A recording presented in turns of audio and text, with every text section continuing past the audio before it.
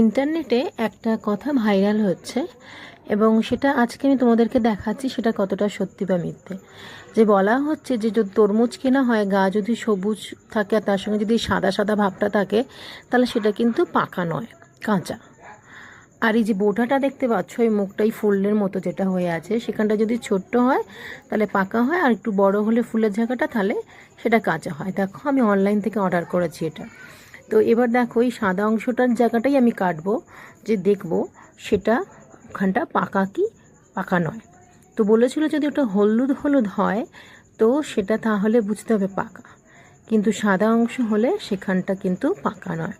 তো চলো, এটা কাটা হচ্ছে। তো দেখি শেষ পর্যন্ত যে এই জায়গাটা কতটা ওরা বলেছে সত্যি।